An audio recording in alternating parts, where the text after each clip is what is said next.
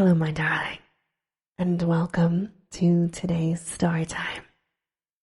If you like what you hear, please make sure to subscribe. And now, on with our story time. Pickman's Model by HP Lovecraft. You needn't think I'm crazy, Elliot. Plenty of others have stranger prejudices than this. Why don't you laugh at Oliver's grandfather, who won't ride in a motor? If I don't like that subway, it's my own business. And we got here more quickly anyhow in the taxi. We'd have to walk up the hill from Park Street if we'd taken the car. I know I'm more nervous than I was when you saw me last year. But you don't need to hold a clinic over it. There's plenty of reason, God knows. And I fancy I'm lucky to be sane at all. Why the third degree? You didn't used to be so inquisitive. Well, if you must hear it, I don't know why you shouldn't. Maybe you ought to anyhow, for you kept writing me like a grieved parent when you'd heard I'd begun to cut the art club and keep away from Pickman. Now that he's disappeared, I go round at the club once in a while, but my nerves aren't what they were. Now, I don't know what's become of Pickman, and I don't like to guess. You might have surmised I had some information when I dropped him, and that's why I don't want to think where he's gone. Let the police find what they can. It won't be much, judging from the fact that they don't know yet of the old North End place where he hired under the name of Peters. I'm not sure I could find it again myself, not that I'd ever try, even in broad daylight. Yes, I do know, or I'm afraid I know, why he maintained it. I'm coming to that, and I think you'll understand before I'm through why I don't tell the police. They would ask me to guide them, but I couldn't go back there even if I knew the way. There was something there, and now I can't use the subway, and you may as well have your laugh at this too, go down into cellars anymore. I should think you'd have known I didn't drop Pickman for the same silly reasons that fussy old women like Dr. Reed, or Joe Minot, or Bosworth did. Morbid art doesn't shock me. And when a man has the genius Pickman had, I feel it an honor to know him, no matter what direction his work takes. Boston never had a greater painter than Richard Upton Pickman. I said it at first and I say it still, and I never swerved an inch either when he showed that ghoul feeding. That, you remember, was when Minot cut him. You know, it takes profound art and profound insight into nature to turn out stuff like Pickman's. Any magazine cover hack can splash paint around wildly and call it a nightmare, or a witch's Sabbath, or a portrait of the devil. But only a great painter can make such a thing really scare or ring true. That's because only a real artist knows the actual anatomy of the terrible, or the physiology of the fear. The exact sort of lines and proportions that connect up with latent instincts or hereditary memories of fright, and the proper color contrasts and lighting effects to stir the dormant sense of strangeness. I don't have to tell you why a Fuseli really brings a shiver, while a cheap ghost story merely makes us laugh. There's something those fellows catch beyond life, that they're able to make us catch for a second.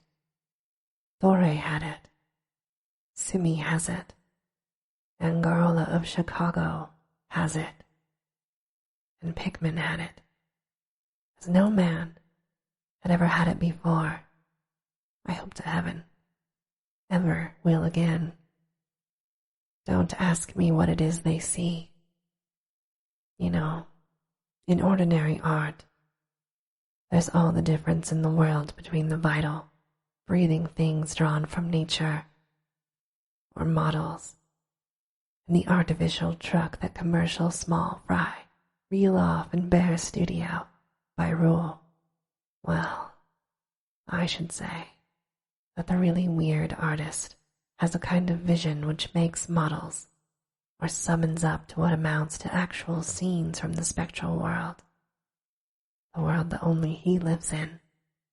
Anyhow, he manages to turn out results that differ from the pretender's mince pie dreams in just about the same way that the life painter's results differ from the concoctions of a correspondence school cartoonist. If I had ever seen what Pickman saw. But no. Here, let's have a drink before we get any deeper. Gad, I wouldn't be alive if I'd ever seen what that man, if he was a man, saw. You recall that Pickman's forte was faces. I don't believe anybody since Goya could put so much of sheer hell into a set of features or a twist of expression. And before Goya, you have to go back to the medieval chaps who did the gargoyles and the chimeras of Notre Dame and Mont Saint Michael. They believe all sorts of things, and maybe they saw all sorts of things too. For the Middle Ages had some curious phases. I remember you asking Pickman yourself once, the year before you went away, wherever in thunder he got such ideas and visions. Wasn't that a nasty laugh he gave you? It was partly because of that laugh that Reed dropped him. Reed, you know, had just taken up comparative pathology and was full of pompous, inside stuff, all about the biological or evolutionary significance of this or that mental or physical symptom. He said Pickman repelled him more and more every day, and almost frightened him towards the last. That the fellow's features and expression were slowly developing in a way he didn't like, in a way that wasn't human. He had a lot of talk about diet, and said Pickman must be abnormal and eccentric to the last degree. I suppose you told Reed, if you and he had any correspondence over it, that he'd let Pickman's paintings get on his nerves or harrow up his imagination. I know I told him that myself, then. But keep in mind that I don't drop Pickman for anything like this. On the contrary, my admiration for him kept growing, for that ghoul feeding was a tremendous achievement. As you know, the club wouldn't exhibit it. The Museum of Fine Arts wouldn't accept it as a gift. And I can add that nobody would buy it. So Pickman had it right in his house until he went. Now, his father has it in Salem. You know Pickman comes from old Salem stock and had a witch ancestor hanged in 1692. I got into the habit of calling on Pickman quite often, especially after I began making notes for a monograph on weird art. Probably it was his work which put the idea into my head, and anyhow, I found him a mine of data and suggestions when I came to develop it. He showed me all the paintings and drawings he had about, including some pen and ink sketches that would, I verily believe, have got him kicked out of the club, if any of the members had seen them. Before long, I was pretty nearly a devotee, and would listen for hours like a schoolboy to art theories and philosophic speculations, all wild enough to qualify him for the Danvers Asylum. My hero worship, coupled with the fact that people generally were commencing to have less and less to do with him, made him get very confidential with me, and one evening he hinted that if I were fairly close-mouthed and none too squeamish, he might show me something rather unusual, something a bit stronger than anything he had in the house. You know, he said, there are things that won't do for Newbury Street, things that are out of place here, and that can't be conceived here anyhow. It's my business to catch the overtones of the soul, and you won't find those in a parvenu set of artificial streets on made land. Back Bay isn't Boston.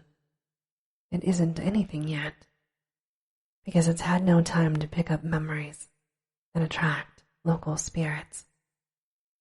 If there are any ghosts here, they're the tame ghosts of a salt marsh and a shallow cove, and I want human ghosts, the ghosts of beings highly organized enough to have looked on hell and known the meaning of what they saw. The place for an artist to live is the North End. If any aesthetic were sincere, he'd put up with the slums for the sake of the massed traditions. God, man. Don't you realize that places like that weren't merely made, but actually grew? Generation after generation lived and felt and died there, and in days when people weren't afraid to live and feel and die. Don't you know there was a mill on Copp's Hill in 1632, and that half the present streets were laid out by 1650. I can show you houses that have stood 2 centuries and a half and more, houses that have witnessed what would make a modern house crumble into powder. What do moderns know of life and the forces behind it? You call the Salem witchcraft a delusion, but I'll wage my 4 times great-grandmother. She could have told you things. They hanged her on Gallows Hill, with Cotton Mather looking sanctimoniously on. Mather, damn him, was afraid somebody might succeed in kicking free of this accursed cage of monotony. I wish someone had laid a spell on him, or sucked his blood in the night. I can show you a house he lived in, and I can show you another one he was afraid to enter in spite of all his fine, bold talk. He knew things he didn't dare put into that stupid magnolia, or that puerile wonders of the invisible world. Look here.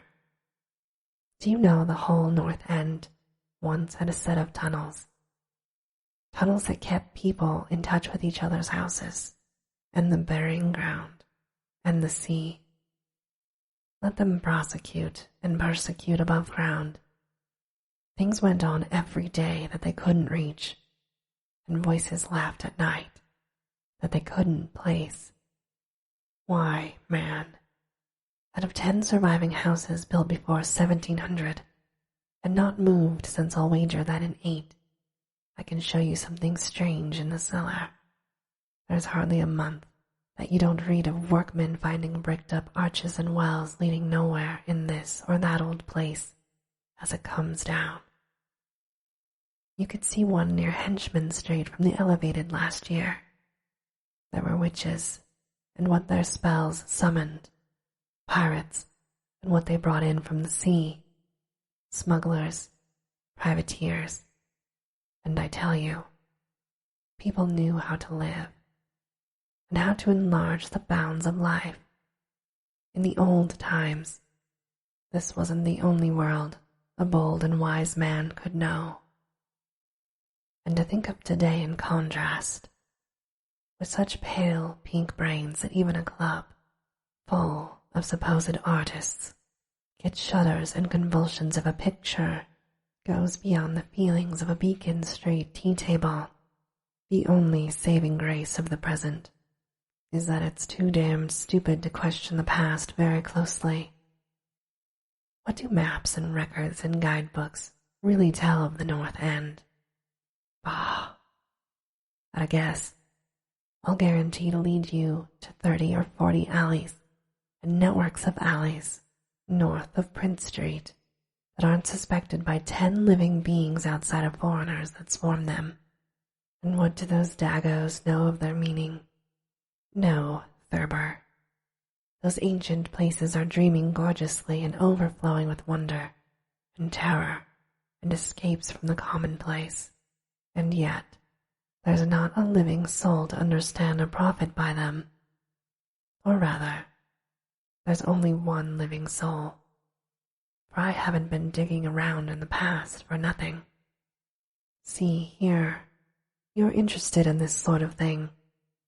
What if I told you that I've got another studio up there, where I can catch the night spirit of antique horror and paint things that I couldn't even think of in Newbury Street?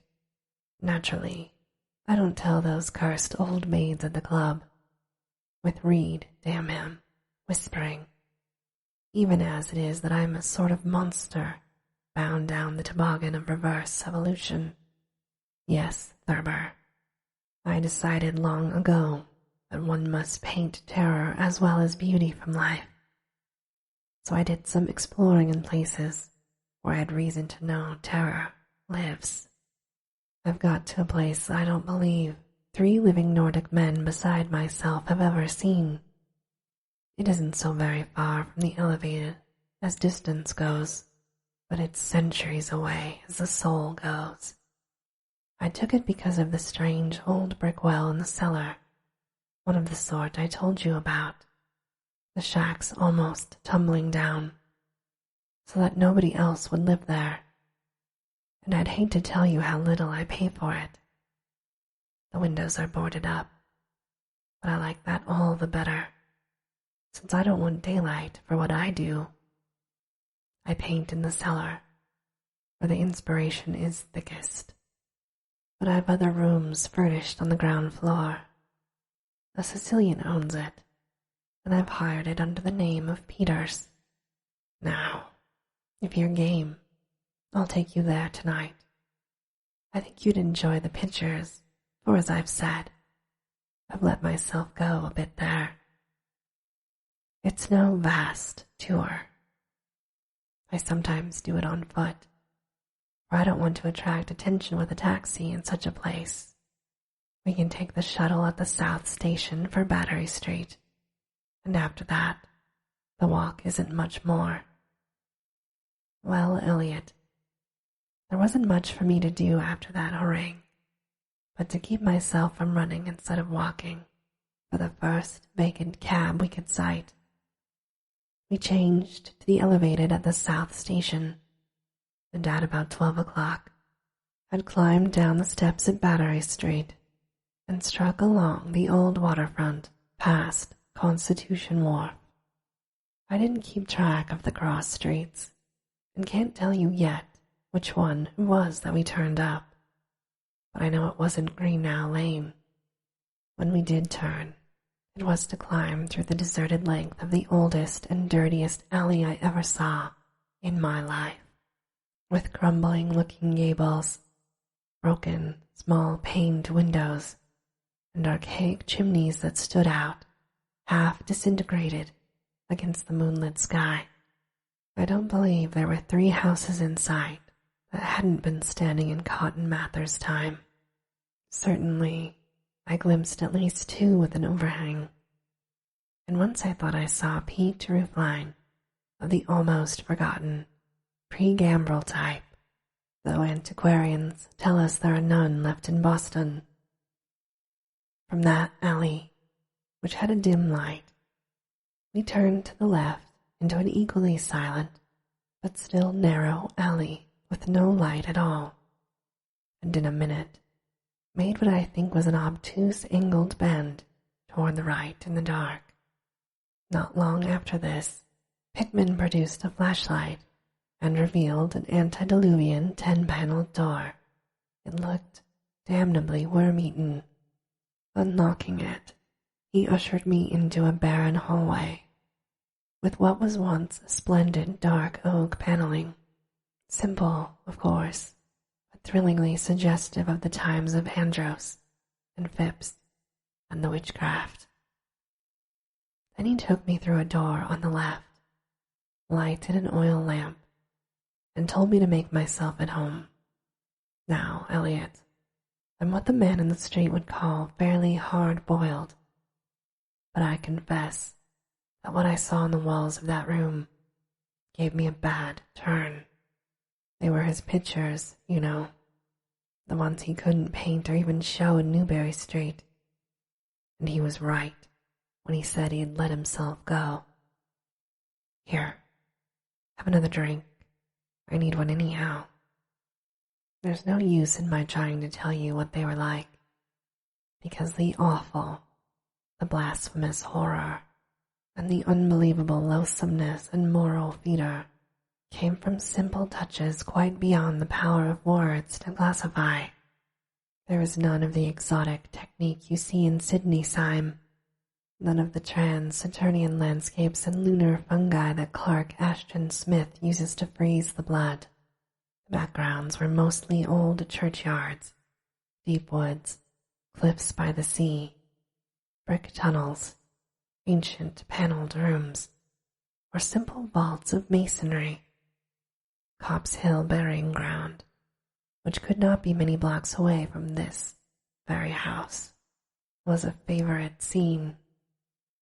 The madness and monstrosity lay in the figures in the foreground, for Pickman's morbid art was preeminently one of demonic portraiture. These figures were seldom completely human, but often approached humanity in varying degree. Most of the bodies, while roughly bipedal, had a forward slumping and a vaguely canine cast. The texture of the majority was a kind of unpleasant rubberiness. Ugh, I can see them now. Their occupations, well, don't ask me to be too precise. They were usually feeding. I won't say on what. They were sometimes shown in groups in cemeteries or underground passages, and often appeared to be in battle over their prey, or rather, their treasure trove. And what damnable expressiveness Pickman sometimes gave the sightless faces of this charnel booty. Occasionally the things were shown leaping through open windows at night, or squatting on the chests of sleepers, worrying at their throats. One canvas showed a ring of them baying about a hanged witch on Gallows Hill, whose dead face held a close kinship to theirs. But don't get the idea that all this hideous business of theme and setting which struck me faint. I'm not a 3-year-old kid, and I've seen much like this before. It was the faces, Elliot, those accursed faces, that leered and slavered out of the canvas with the very breath of life. By God, man, I verily believe that they were alive. That nauseous wizard had waked the fires of hell in pigment, and his brush had been a nightmare spawning wand. Give me that decanter, Elliot. There was one thing called the lesson, heaven pity me, that I ever saw it. Listen, can you fancy a squatting circle of nameless dog things in a churchyard, teaching a small child how to feed like themselves? The price of a changeling, I suppose. You know the old myth about how the weird people leave their spawn in cradles, all as an exchange for the human babies they steal. Pickman was showing what happened to those stolen babies, how they grow up. And then I began to see a hideous relationship in the faces of the human and non-human figures. He was, in all his gradations of morbidity, between the frankly non-human and the degradedly human, establishing a sardonic linkage and evolution. The dog things were developed from mortals, and no sooner had I wondered what he made of their own young as I left with mankind in the form of changelings than my eye caught a picture embodying that very thought. It was that of an ancient Puritan interior, a heavily beamed room with lattice windows, a settle, and a clumsy 17th century furniture. The family was sitting about while the father read from the scriptures. Every face but one showed nobility and reverence, but that one reflected the mockery of the pit. It was that of a young man in years, and no doubt belonged to a supposed son of that pious father. But in essence, it was the kin of the unclean things. It was their changeling, and in a spirit of supreme irony, Pickman had given the features of a very perceptible resemblance to his own. By this time, Pickman had lighted a lamp in an adjoining room and was politely holding open the door for me, asking me if I would care to see his modern studies. I hadn't been able to give him much of my opinions. I was too speechless with fright and loathing, but I think he fully understood and felt highly complimented. And now I want to assure you again, Elliot, that I'm no mollycoddle to scream at anything, which might show a bit of departure from the usual. I'm middle-aged and decently sophisticated, and I guess you saw enough of me in France to know I'm not easily knocked out. Remember, too, that I'd just about recovered my wind and gotten used to those frightful pictures which turned colonial England into a kind of annex of hell. Well, in spite of all this, that next room forced a real scream out of me, and I had to clutch the doorway to keep from keeling over. The other chamber had shown a pack of ghouls and witches overrunning the world of our forefathers, but this one brought the horror right into our own daily life.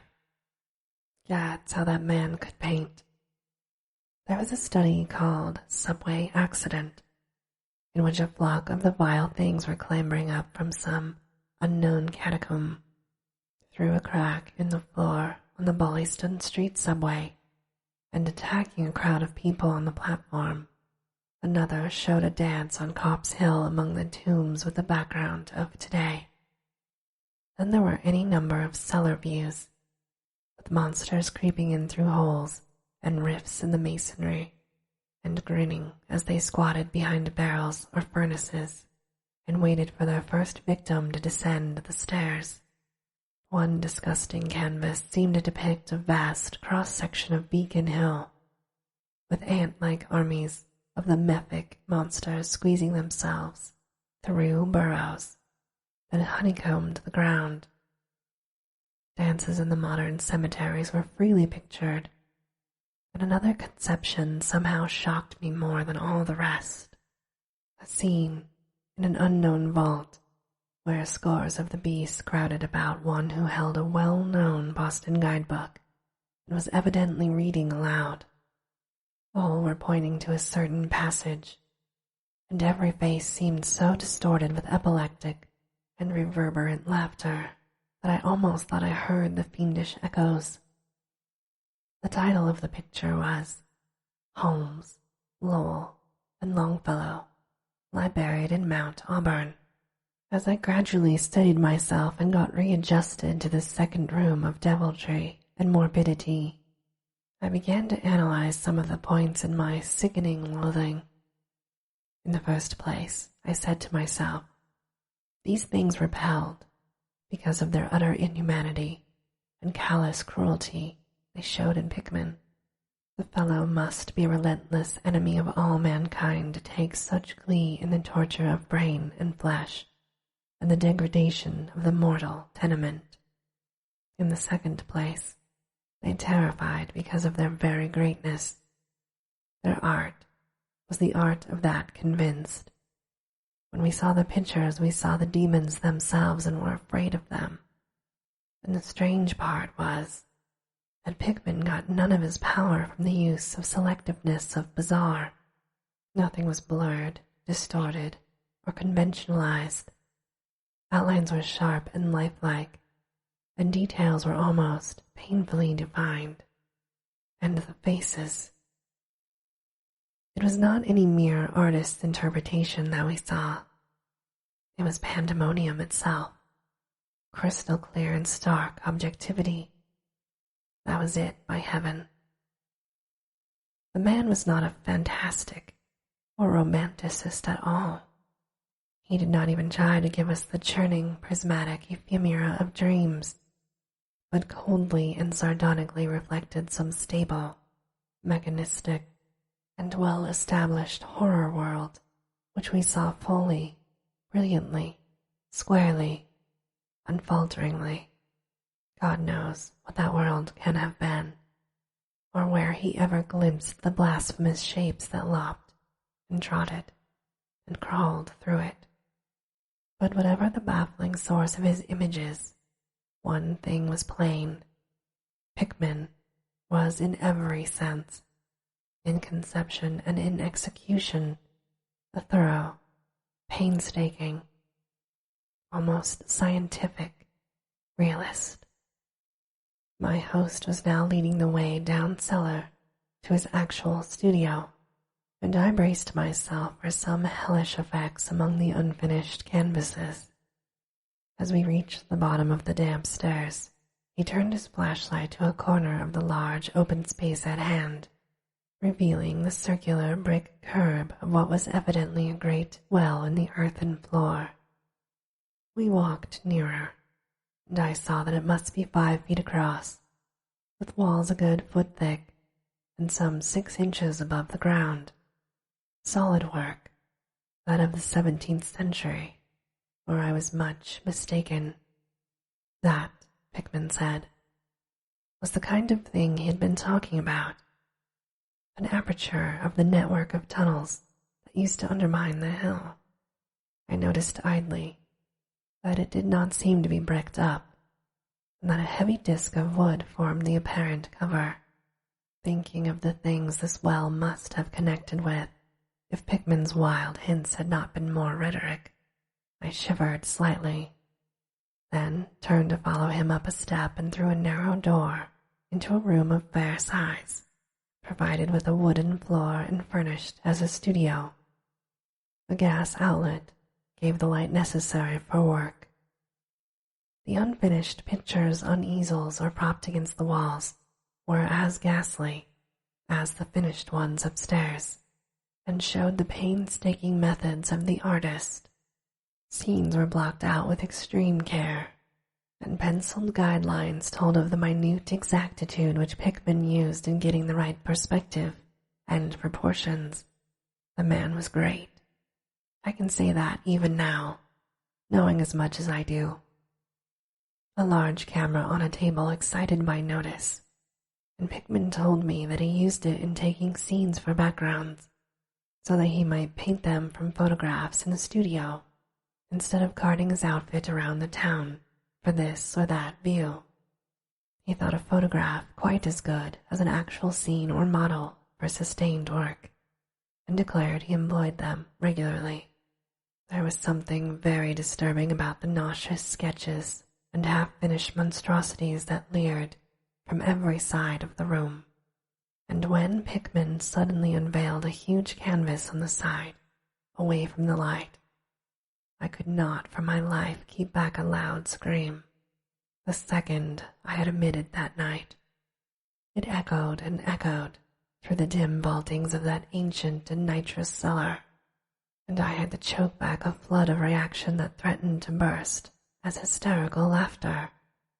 Merciful Creator, Eliot, but I don't know how much was real and how much was feverish fancy. It doesn't seem to me that Earth can hold a dream like that. It was a colossal and nameless blasphemy with glaring red eyes.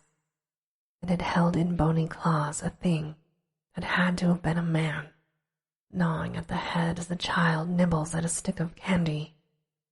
Its position was kind of a crouch, and as one looked, one felt that any moment it might drop its present prey and seek a juicier morsel.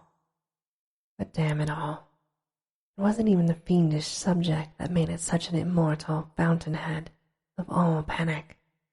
Not that, nor the dog face with its pointed ears, bloodshot eyes, flat nose, and drooling lips.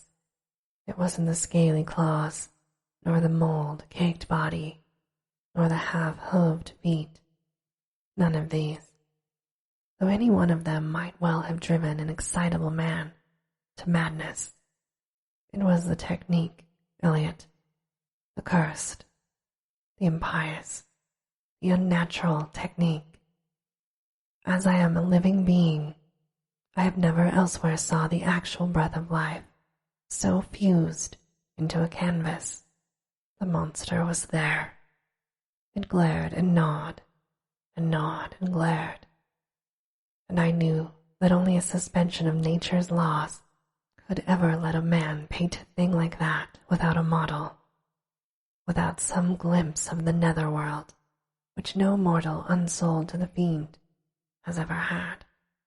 Pinned with a thumbtack to a vacant part of the canvas was a piece of paper now badly curled up. Probably, I thought, a photograph from which Pickman meant to paint a background as hideous as the nightmare it was meant to enhance. I reached out to uncurl and look at it, when suddenly I saw Pickman start as if shot.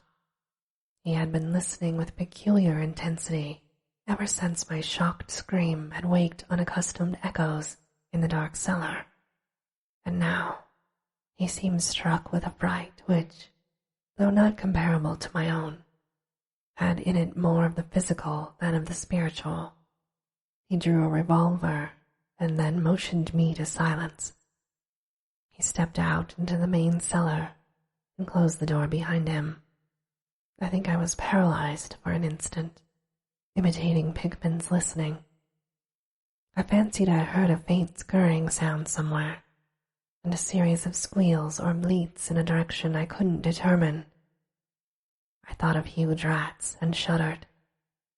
Then there came a subdued sort of clatter, which somehow set me in all goose-flesh, a furtive, groping kind of clatter, though I can't attempt to convey what I mean in words. It was like heavy wood falling on stone or brick, wood on brick. What did that make me think of? It came again, and louder. There was a vibration as if the wood had fallen farther than it had fallen before. After that followed a sharp, grating noise, a shouted gibberish from Pickman, and the deafening discharge of all 6 chambers of a revolver, all fired spectacularly as a lion tamer might fire in the air for effect.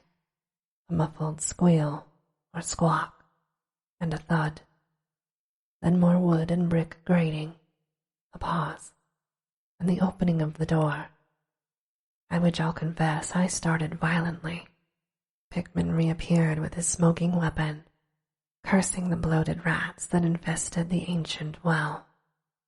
The deuce knows what they eat, Thurber, he grinned, for those archaic tunnels touched graveyard and witch den and sea coast, but whatever it is, they must have run short, for they were anxious to get out.